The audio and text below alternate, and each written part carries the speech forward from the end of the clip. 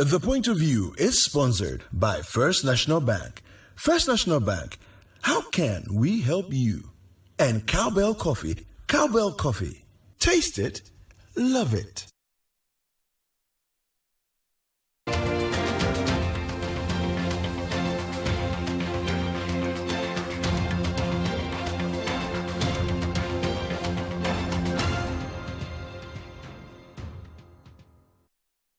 Welcome to The Point of View. This is your favorite current affairs show on television. Here on The Point of View, we get the right guests. We ask them relevant questions on issues that matter to you, and you learn something new every day. We have a big show for you tonight. We have the resident rep for the International Monetary Fund in Ghana in studio to answer our questions on not just Ghana's economy, but the African situation as well. They've done some very interesting work. They've categorized African countries into about 4 or 5 groups to give us a clearer sense of where we are within the pandemic, where we are going, and how we can deliver the economic development we're all looking for. Dr. Touna Mama is my guest. I'll tell you more about him when we come back. But don't forget, The Point of View is brought to you by First National Bank. How can we help you? And Cowbell Coffee. Taste it, love it.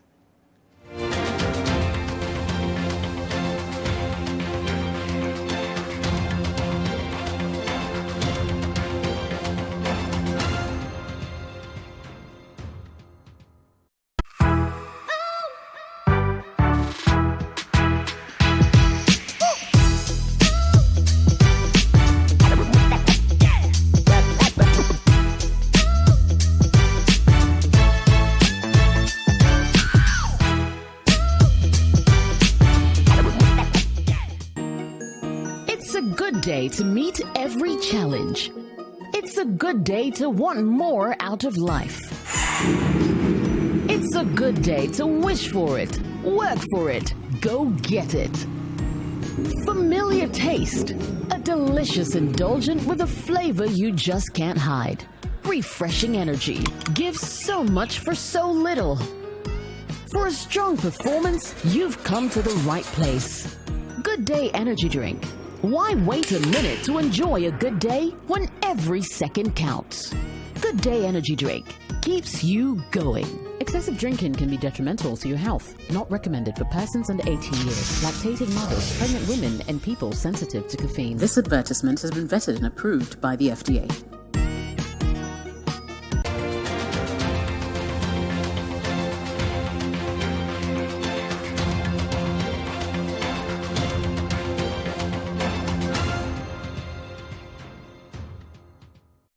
Welcome back to The Point of View. So lots of you have been wondering, how badly did COVID-19 damage African economies? Well, it was pretty bad. And in fact, some of the countries weren't doing that well before the pandemic. But the pandemic really shook things up. We'll be talking to Dr. Touna Mama about that and also about Ghana. They issued a statement recently after their staff visit to the country and said some interesting things. He will explain some of those things and do ask some other questions around what the IMF does in our country and whether everything they say should be taken wholesomely or with a pinch of salt. Doc, great to have you. Good evening. Good evening, Bernard. I'm happy to be here. Thanks for having me. Fantastic. So some people confuse country director with resident rep. Is it the same thing? In the IMF, we have resident representative based in the country. I understand that the World Bank has a different categorization, but for the fund is resident representative, who's actually the spokesperson, but also an advisor to the authorities in the country where he works. And then, of course, there are people who visit regularly and work with you to assess the economy. We are a team, right? The resident representative is on the ground to understand how the country works, to also meet stakeholders on a regular basis. Then most of the analytical work is done by my colleagues in Washington. When we do have Article 4 missions like we did a month ago, they traveled to Washington. In this case, it was a virtual mission, but before COVID, they'll come here for, let's say, 2 weeks. Over these 2 weeks, we'll have conversations with, of course, the Central Bank, Bank of Ghana, the Minister of Finance, but also stakeholders from, the private sector, civil society, development partners, a broad range of people really to get a 360 view of what is happening from the economic point of view in the country.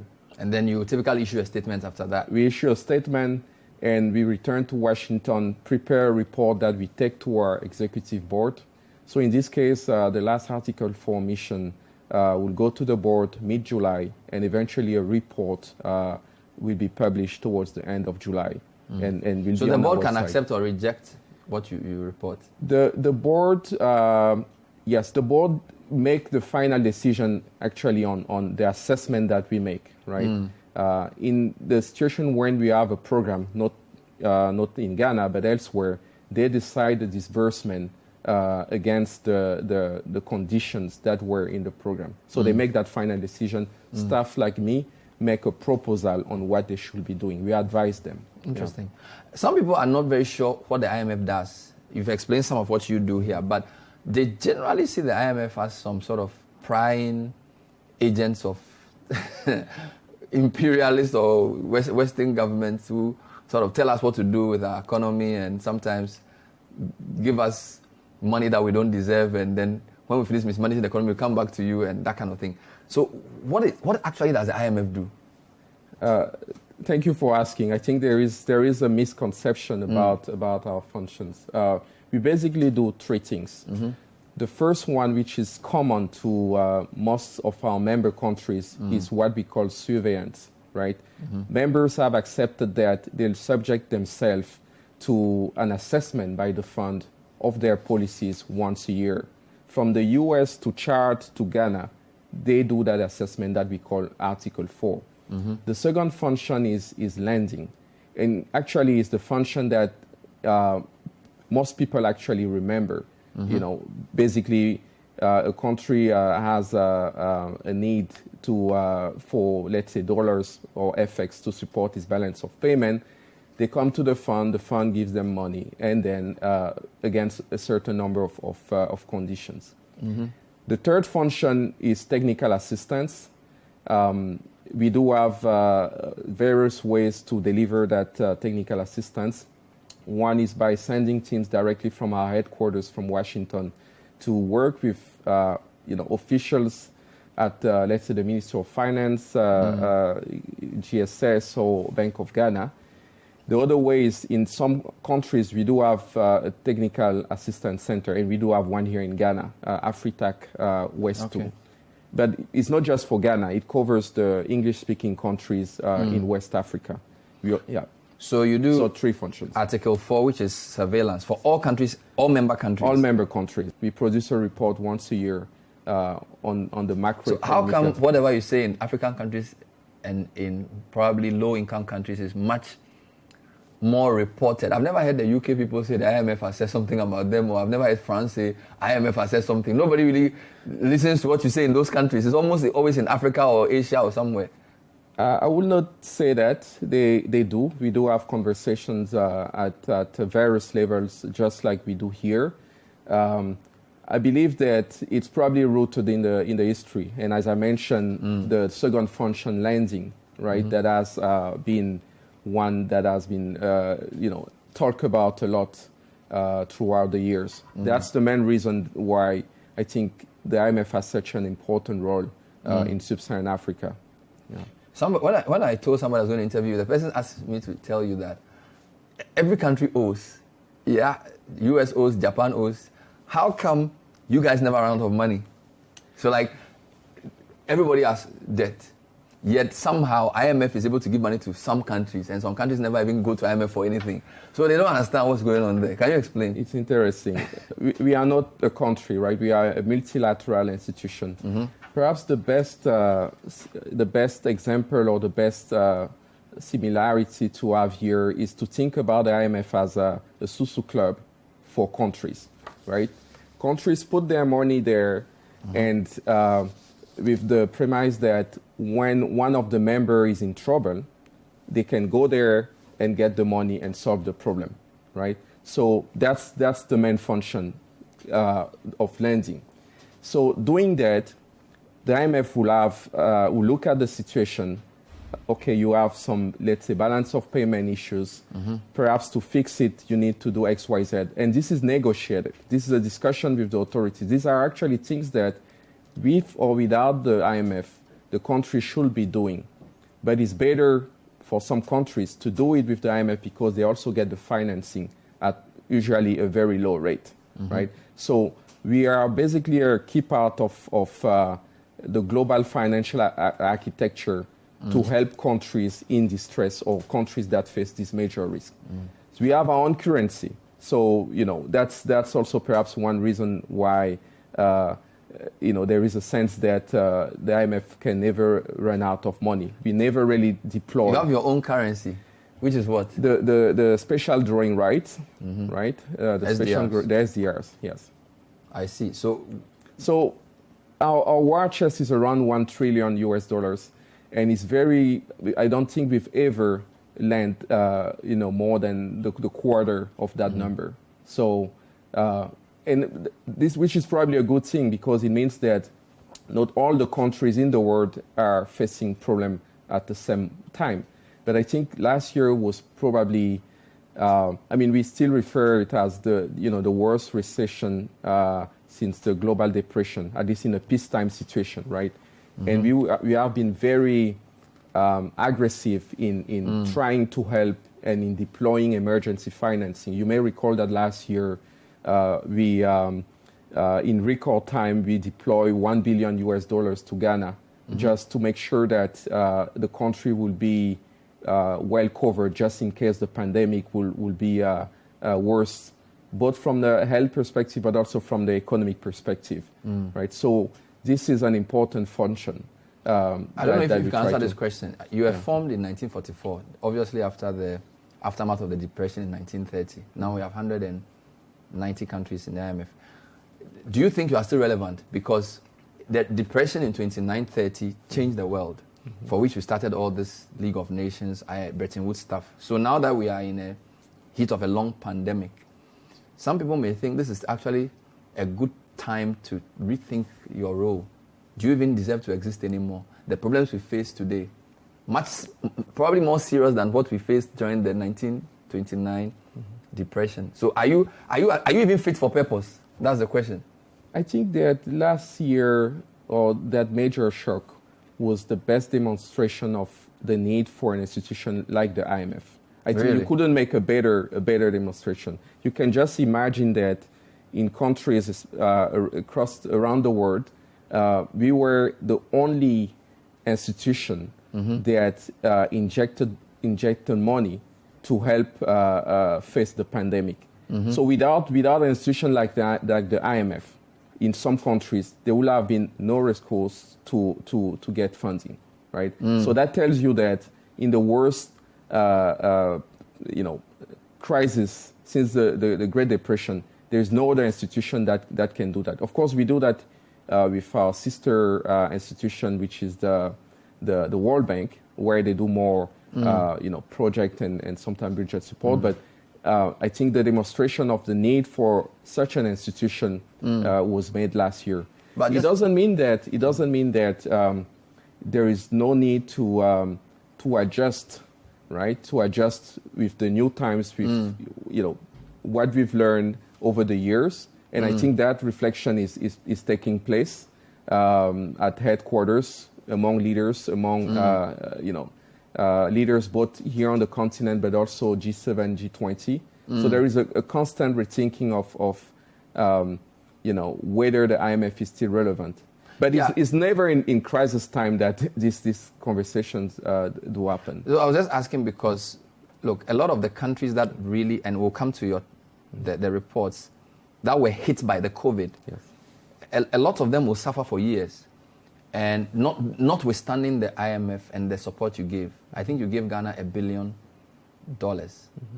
I'm not sure if there's any of that left. But yes, if you look at the hole in our budget, it's still there pretty much. So when I say is the IMF fit for purpose, I'm asking whether your solutions are palliatives or real solutions. Because it's almost like somebody's bleeding and you give him a plaster.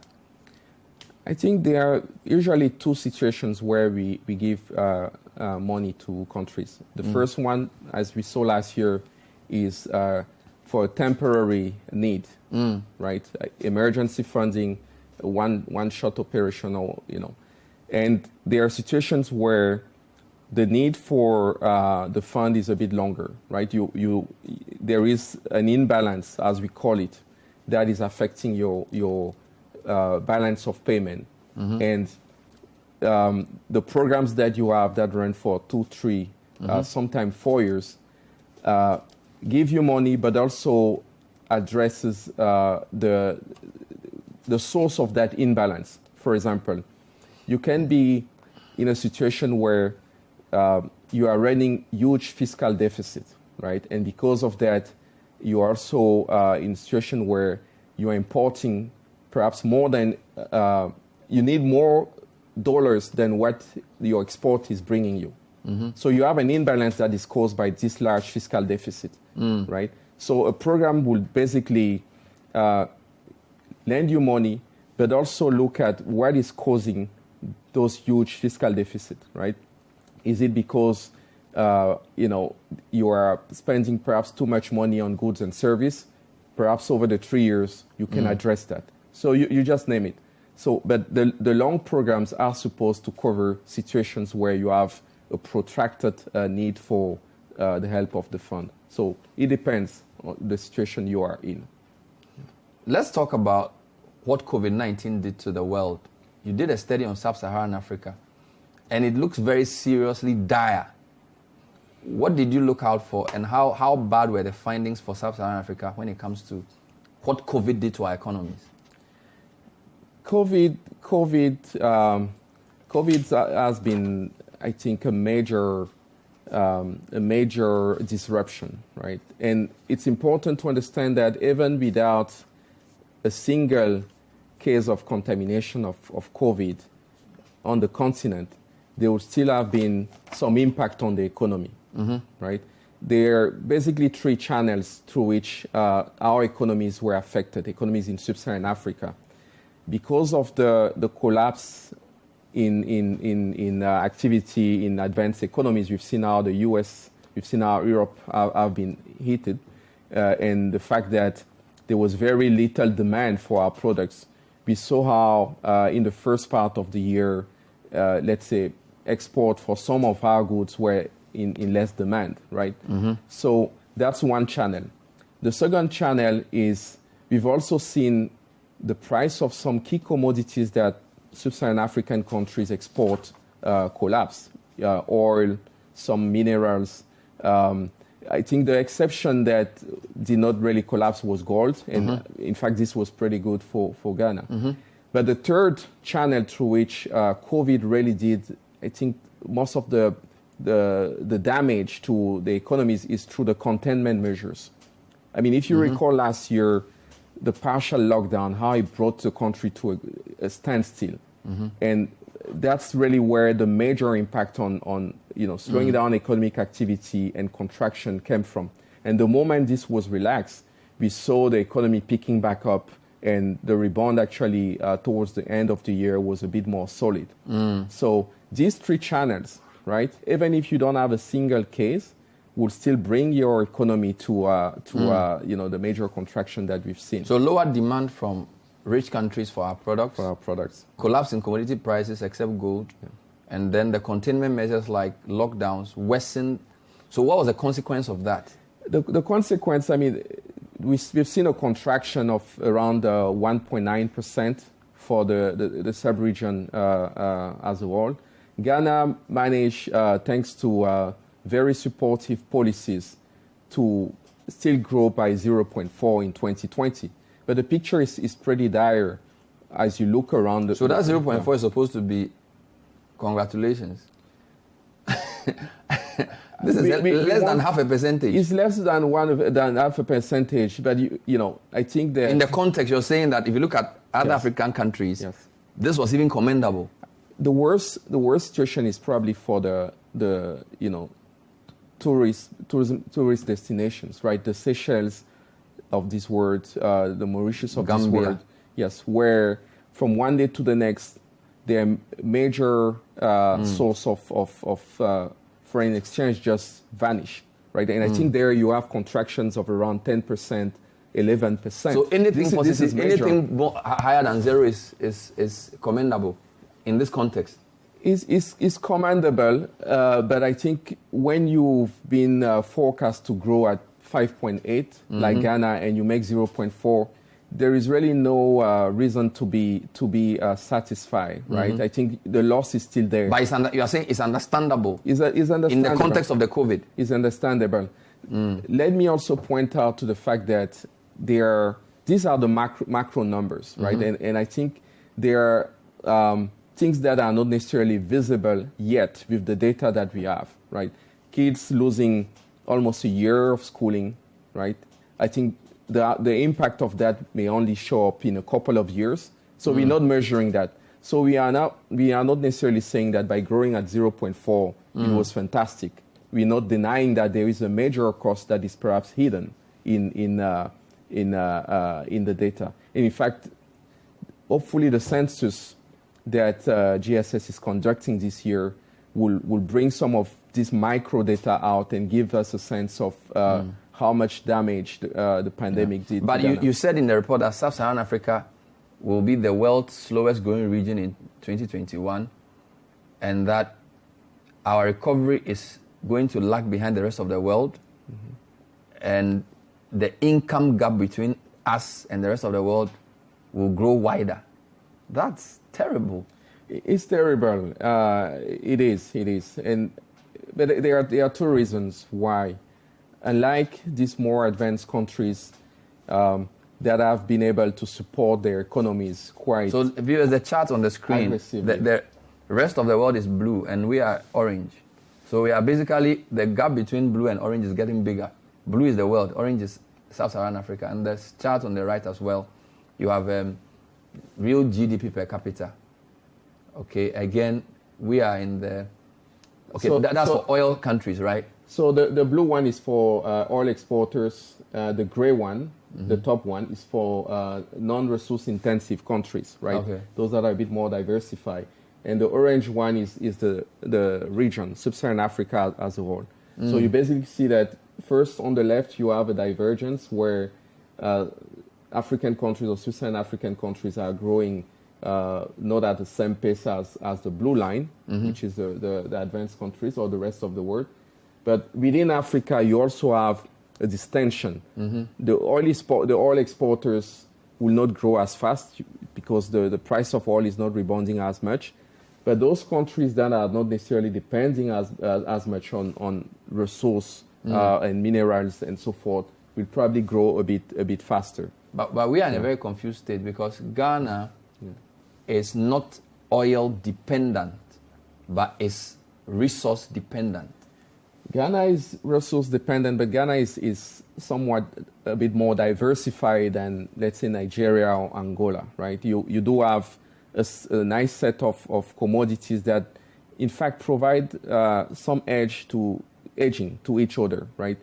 Last year, we saw a collapse of the price of oil, but that was somewhat compensated by the rising price of gold, right? So that kind of cushioned a little bit the impact.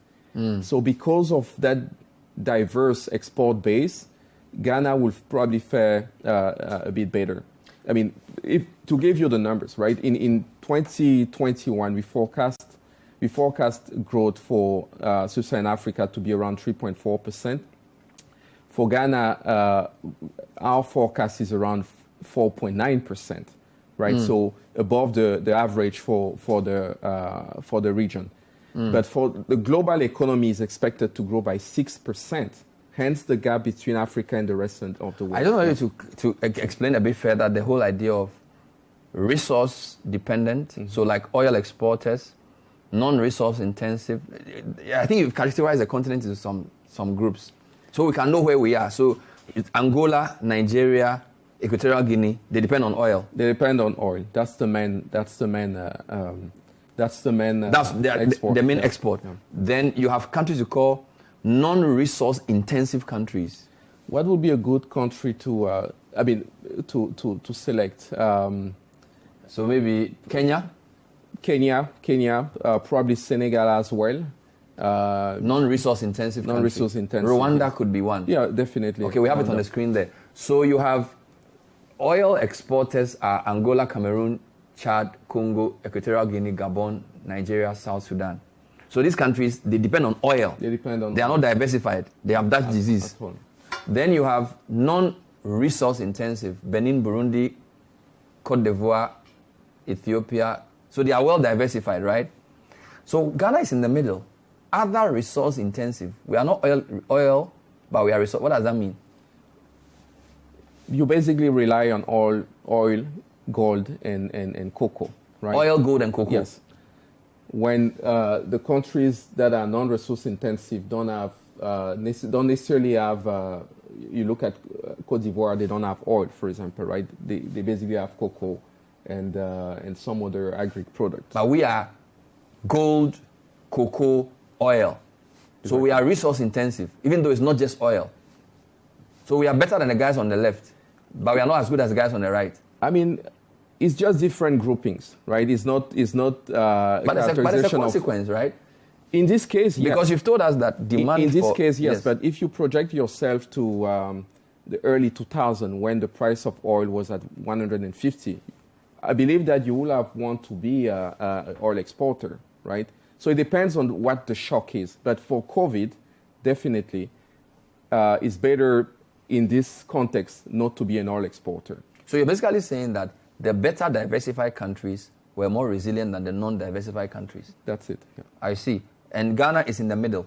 Ghana is in the middle. But you can see that this year, when the continent is growing at 3.4, Ghana will grow at 4.9, right? So we are above average. Above average.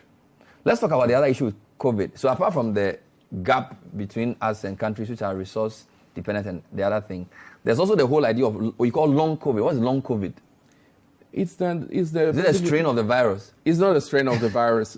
I think one fact that is coming clearly as we start to vaccinate the world is that, as you know, we won't reach herd immunity, let's say before 2023. It's very hard given the type of constraint, unless something is done, right? But the statu quo is that given the constraint that we've seen in the vaccination rollout, we may not reach herd immunity before 2023. So so COVID will be at least 3 years if you take March. If nothing is done. I know you're issuing a caveat, but yeah. I mean, Ghana has not vaccinated 1 million people yet. The whole of Sub-Saharan Africa, from your own report, less than a percentage of the citizens have been vaccinated. Mm-hmm. Even though we are 15% of the world's population, we have not even vaccinated 1% of our population. So clearly, if things don't change, we are going to be in a long COVID. We are going to be in a long COVID, but I think what the institution does is to basically issue a call, right? This is covering as big a population as possible is a global public good, right? I think the world as a whole is basically as strong as the weakest economy here. So it's not possible to have a complete recovery if we still have pockets of the world where we've not reached herd immunity. Because you know what will happen, right? We'll keep getting new waves of COVID, eventually new variants, and potentially down the line in these countries, the COVID may become endemic. So clearly there is an interest for the world to address this constraint on the production side, on the distribution side, to make sure that all the countries in the world are covered. So this chart is telling us that we need at least $10 billion to vaccinate 60% of our population. Exactly. That's an estimate that we've produced. Why don't you just give it to us as IMF? You have $1 trillion. Just give us 10 billion. Our mandate is tied up to a certain type of needs, right? I think that's basically the short answer. We were created exactly for this balance of payment needs. But I have to say, countries that are currently under program with the IMF, right, and that needs the money to pay some of this vaccine, we are actually making some allocation. But let's move away from the money side, because it's not clear that even if Sub-Saharan Africa had 10 billion, they could get the vaccine that they needed today. So, and I think it's important to. So it's not just a money question. It's not a money question. It's not just a money. We'll question. take a break. This is the point of view. My guest is Dr. Albert Touna Mama. He's the resident rep for the IMF. It looks pretty bleak if you look at the report they did on Sub-Saharan Africa. But we'll talk about Ghana as well later on. How well is the country doing? What is our debt situation looking like? And what is the IMF's outlook for the rest of the period? Stay with us.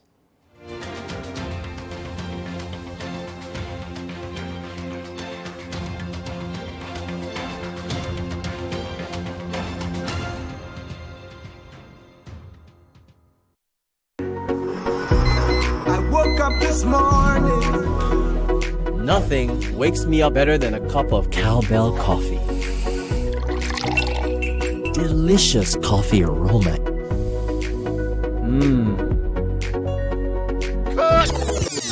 How can you forget your lines again? I'm sorry, sir, just that it tastes really good. Cowbell coffee. Enjoy the delicious creamy coffee taste of 3-in-1 Cowbell coffee. It's a beautiful day. Waiting. Cowbell coffee. Taste it, love it. This advertisement has been vetted and approved by the FDA. UEFA Euro 2020, Europe's grandest football championship with Europe's grandest players. Oh, what a goal! Ronaldo! It's not about where it's played, but how it's played. And when it's played on a stage this big by players this intense, it's anyone's game. UEFA Euro 2020. Get and stay connected to DSTV to watch UEFA Euro 2020 on dedicated SuperSport channels. New Pepsodent Herbal. Introducing a unique combination of herbal extracts in an antibacterial toothpaste for strong teeth and healthy gums that protects your family and you. Every smile matters.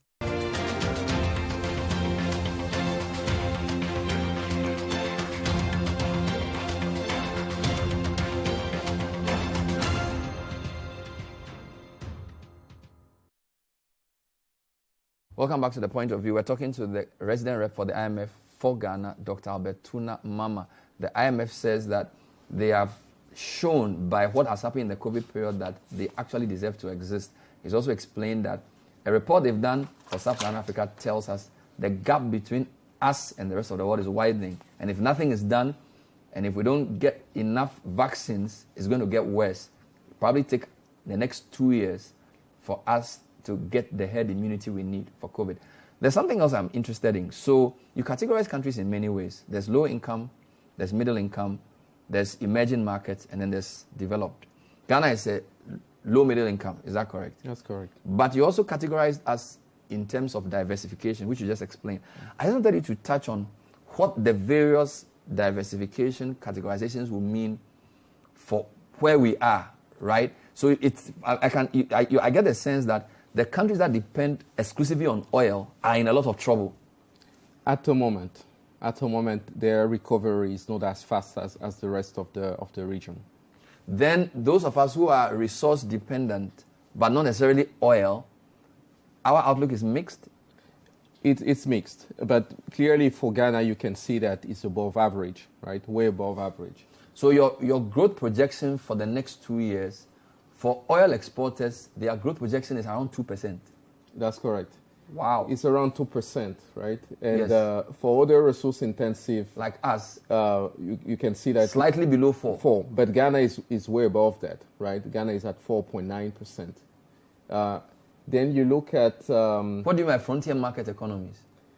Frontier markets is economies that have a mix of developing countries and a mix of emerging countries. And Ghana is a frontier market economy because it's sophisticated enough to be able to go to the international capital market and raise Eurobond, and is also a bit more interconnected financially. You have non-resident investors buying local debt here, and their movement, whether it's inflow or outflow, can affect your currency.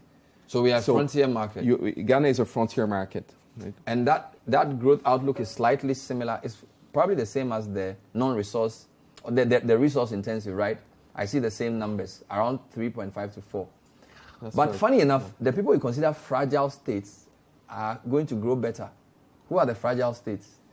Fragile states, a lot of them, you can be fragile for various reasons. You can be fragile because of security issues. For example, the countries around in the Sahel region, because of terrorist activities, are considered fragile. You can also Mali will be considered fragile. Mali is fragile. Chad is fragile. But yeah, they are growing faster than the rest of us. They are growing faster because what is driving their economies is not as tied up to a commodity for which the prices has not rebounded, right? So it's just the nature of the way the economy is currently. But there are so many countries in fragile. I see Burundi, I see Central African Republic. I'll come back to that. Yeah. I see Congo DR, I see all kinds of countries, Liberia, Mali, Malawi. There's so many. There's so many. The second reason why a country can be categorized as fragile is because of climate change, right? You can imagine a country that receives hurricane and so forth can basically see is economic activity wipe out from one day to the next. So fragility can also come from exposure to this. But they are growth to be a bit better. Go back to the growth chart. I just want to see something. So in terms of growth prospects, fragile states will grow around 5-ish, right? In fact, some are even nearing 6. Then you have remittance-dependent countries. Is Ghana one of them? No. We are not? No. And then non-resource-intensive countries. Give me an example of that. We are that category. We can go back, perhaps move between the two slides so that the viewers, so that the viewers can see actually who's in the rather than guessing it. And then you also have what you call tourism-dependent countries, because once the economies open up, they'll grow. They'll grow. These are the For example, Seychelles is not a big population. I think they're around 60,000 or 50,000, and they vaccinated the entire population. So in theory, they are really close to reach herd immunity. Wow. And that's a strategy for them, obviously, to open up the economy and start welcoming tourists again, right? So that's you expect that if they realize that, then activity will go back to normal. Does your SSA include South Africa? Oh, definitely. So which South African country is doing best from all of your analysis? Or your top 2? The top 2. In terms of growth rebound, I can give you the exact number. I want to just give you in terms of everything. When you put everything together, so resilience to COVID, possibly recovery earlier, growth rates will pick up. You are just like a composite economic outlook, say, Sub-Saharan African country, the top 2 or 3 countries, when you put everything together, their prospects are good. It's a tough question. Really? It's a tough question. I think a lot of countries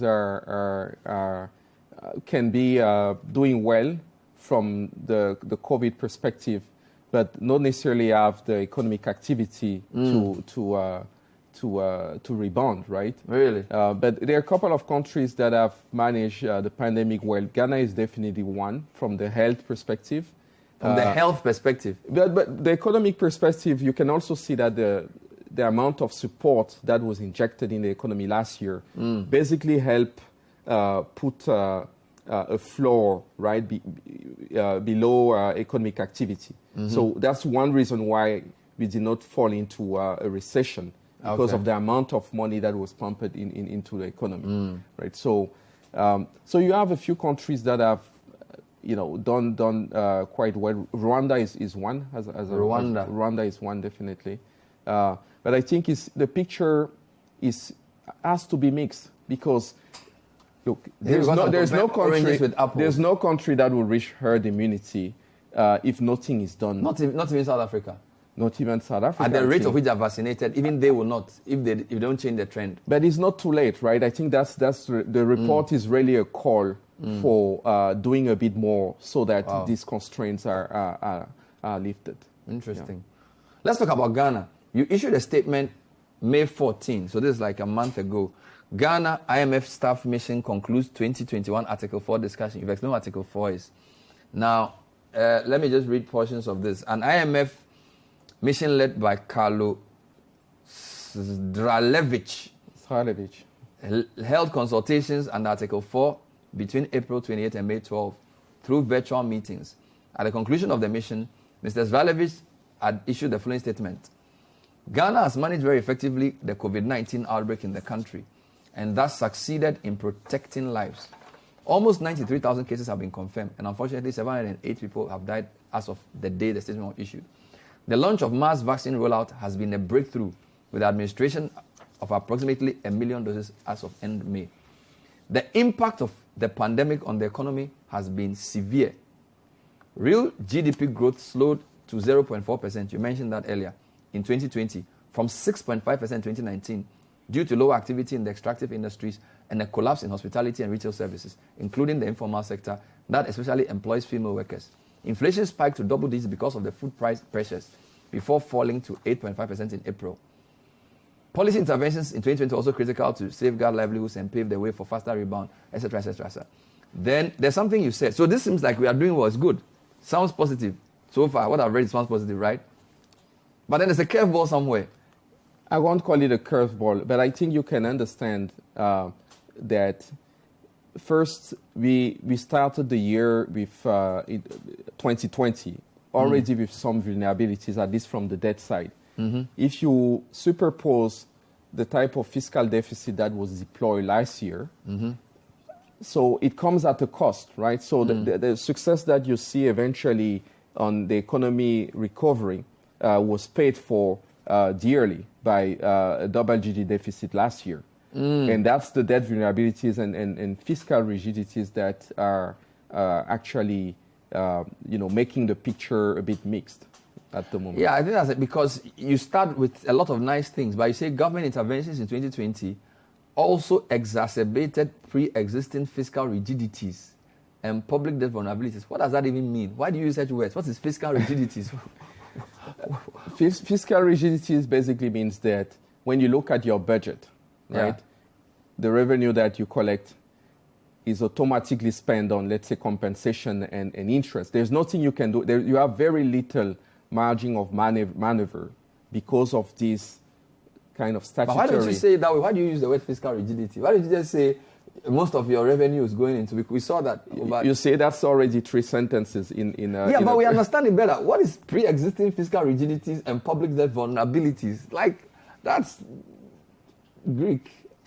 Anyway, I can't question how you write, no problem. So you're basically saying there wasn't fiscal space to maneuver beyond spending money on interest payments and emoluments. That's what you're saying. But you also use the word public debt vulnerabilities. What does that mean? There are various ways to categorize it. Obviously, the most used is the level of debt to GDP, right? That's quite high, right? At we end the year 78% was what you wrote. 78%. But when you also look at your debt interest payment in the budget, they eat up more than 50% of your revenue, right? So these are the vulnerabilities. Or when you look at your debt service to revenue, it's actually more than 100% of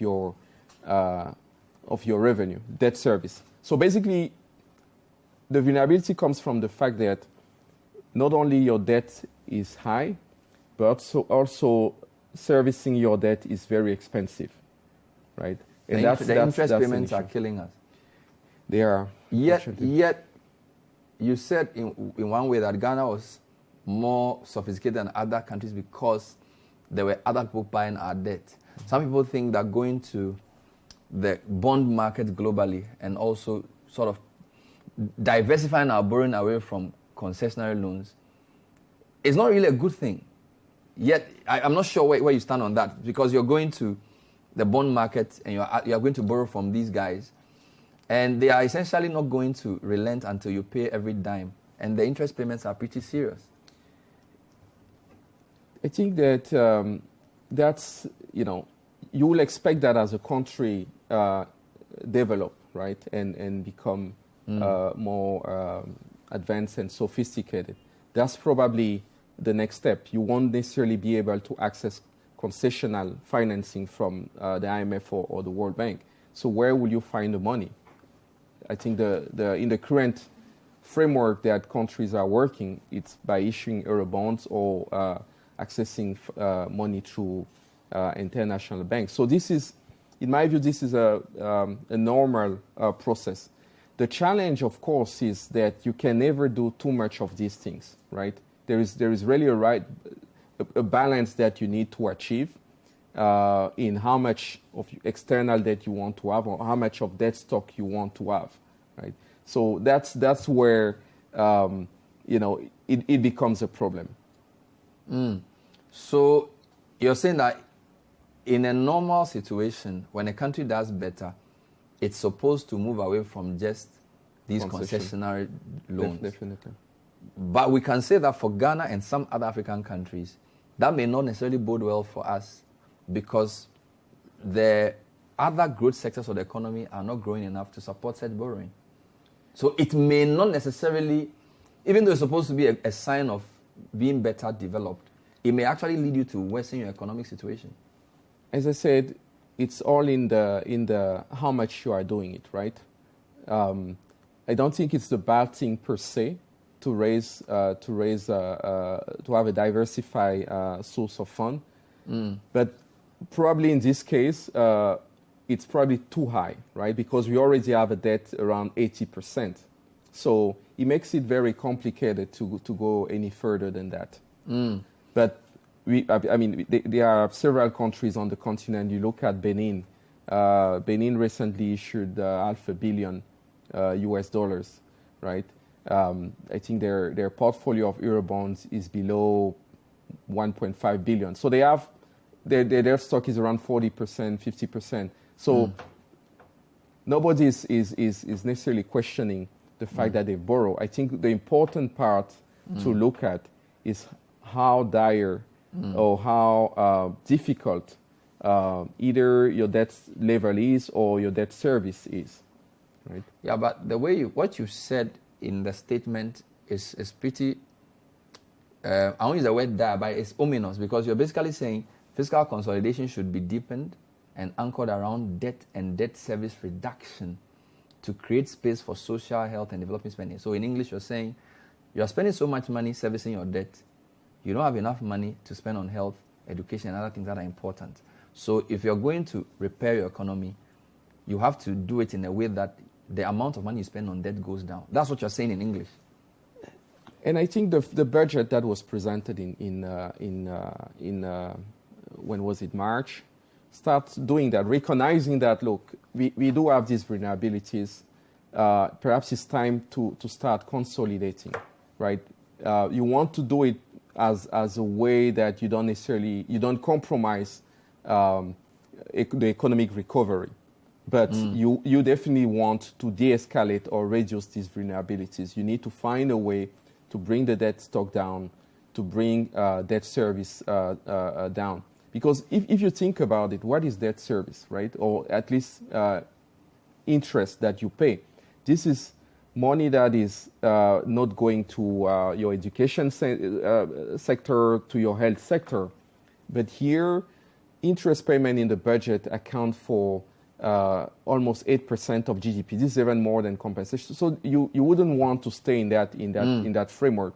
So there are two things that the government has decided to do on that front. In the budget, first, to consolidate, and second, to do liability management.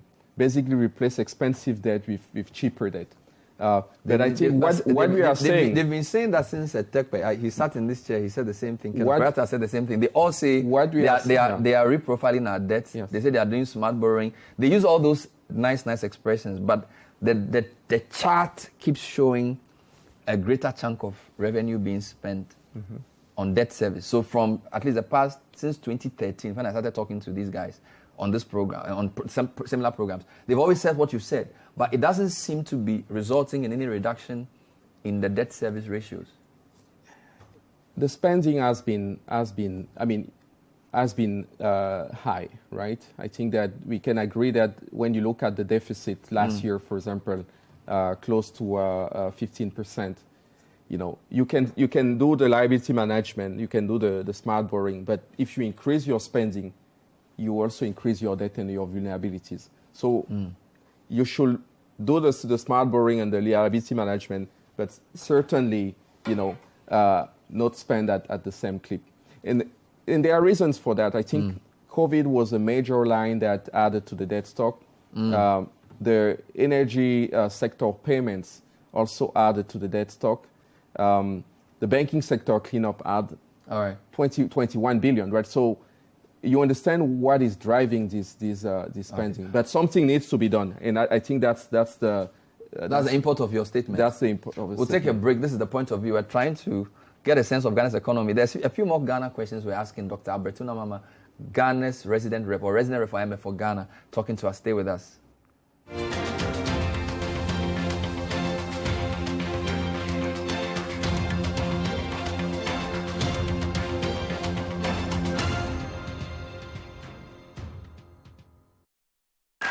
In Africa, help is what we do. That is why we, at First National Bank, are relentlessly driven to provide real help to you.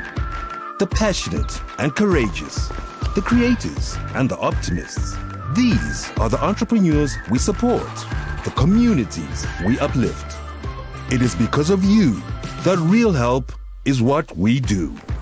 First National Bank, how can we help you?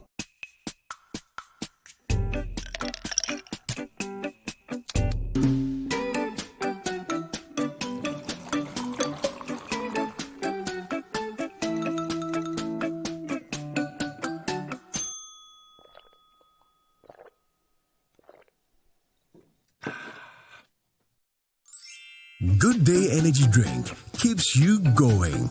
Available in major supermarkets and shops near you. Excessive drinking can be detrimental to your health. Not recommended for persons under 18 years, lactating mothers, pregnant women, and people sensitive to caffeine. This advert is FDA approved. Bonsoir, monsieur. Madame. Et voilà. Babe, what is this? This is the escargot.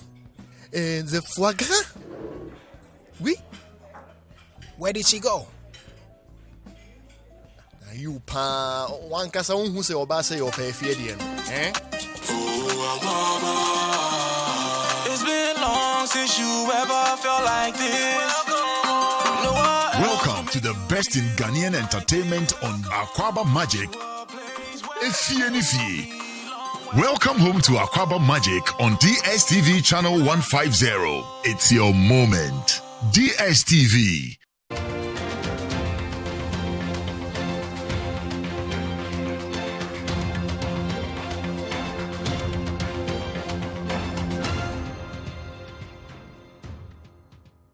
Welcome back to The Point of View. Tonight we're trying to get an IMF perspective on not just Ghana but Sub-Saharan Africa. I initially spoke to Dr. Touna Mama about the dire situation the sub-region finds itself in. But Ghana he says it's mixed, so we'll take it like that. Some good things, some serious things.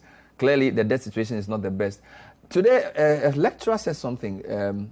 He's called Professor Godfrey Bokpin. He says, we've been to the IMF 16 times. We have nothing to show for it. Story written by Charles Nixon Yaboa. And just a quick point. It says, Finance and Economics lecturer Professor Godfrey Bokpin is cautioning government against running to the IMF for an economic program to bring back life into the economy. Professor Bokpin, in an interview with Winston Amma on Upfront on Joy News, said, the country cannot be running to the IMF anytime there are challenges within the economy. Then he goes on to make some points. When you hear such things, what's your reaction? To me, it's rooted in a misconception of what our role is. And it's unfortunate because it corners policymakers into, not thinking about a very viable option. I think it's very unfair to say that Ghana has nothing to show for having 16 programs. It's not that this country has stagnated for 16 years, right? I'm not necessarily arguing that the fund is the reason for the growth, but it didn't harm that growth. The fund is here for a reason, and especially for situations like the one we are in now, where countries, because of the COVID, face very difficult prospect, at least on the fiscal side.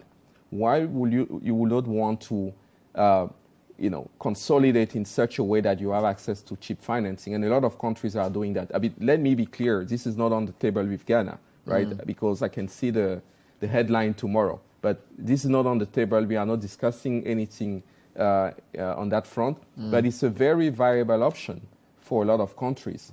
But he says that, he actually asked that, has any country which has gone to the IMF ever developed? And I'm not quoting, he says, which country has ever developed by going to the IMF? We're always going to the IMF. What is the counterfactual? I mean, I'm surprised. I mean, we have this debate. I know Professor Bokpin pretty well. So this is not something that I've heard before. Are you saying that people are not supposed to measure your performance by whether after visiting you for 16 years, our economy gets a turnaround? Or is it a question of how long we should look at it? When you say it's misconception of what the IMF role is, what do you mean? We have, at best, in our program, 3-4 years, right, to address a very specific problem. We don't pretend of, coming and fixing everything, or we're trying not to hurt economic growth for sure. I think that, and social spending, this is something that in the new programs is front and center, and including those that will come out after the pandemic, right? So you need to look at the mandate and the function versus the outcome. And I think that the record, at least in addressing balance of payment issues, crisis issues, is pretty good. We cannot stay in countries 20 years. That's not our function. Our function is not to, decide where to invest and how to make necessarily the country grow. But we do think that macroeconomic stability, which is our main mandate, is a precondition to see that development. That's why I think it's not accurate to make such statement. There's a view that for now we don't have vaccines, and you're saying that the COVID is a big problem. Is the IMF prepared to give countries money to invest in vaccine development? Since we're saying that even if you have the money, you can't buy it from the market, should vaccine development be the focus of the next level of support? Again, that's not our mandate, right? I think that needs to be clear. There are probably institutions out there that have a more sectoral approach, looking at the health sector, the education, and so forth. I'll put my friends from the African Development Bank in trouble. Perhaps, these are the type of institutions that are better placed to take that. Not you. Not necessarily. You give us SDR. That are convertible in dollars. I see. And you give us $1 billion. I see. So when will the board review the statement the staff issued and then give a conclusive position on the country? The board will probably meet towards mid-July for the Article 4 that we've just concluded. And the report will come towards the end of July, early August. So that's when we'll know the IMF's full position. It's a large report, so we tackle various issues there. We look at, of course, the fiscal situation is a very important one. We look at the financial sector and also highlight some of the development that have happened last year. We look at the energy sector, which, as you can see from our press statement, is also a sector that needs a lot of attention because a big chunk of the debt stock that you've seen build up over the last year is basically coming from that sector. We'll leave it here. Thank you for talking to us. It's a rare privilege to be speaking to the IMF country rep, Dr. Touna Mama. Thank you for talking to us, and let's hope the right voices are listening.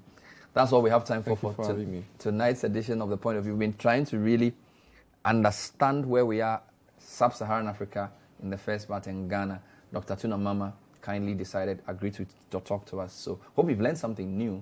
And of course, we have a job to do to build our country together. My name is Bernard Avle. Thank you for watching. We'll be with you next time. The Business Dashboard is next. Stay with us.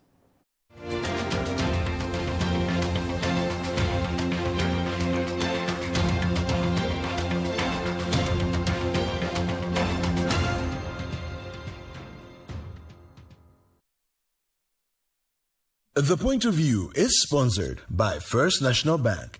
First National Bank, how can we help you? And Cowbell Coffee. Cowbell Coffee. Taste it, love it.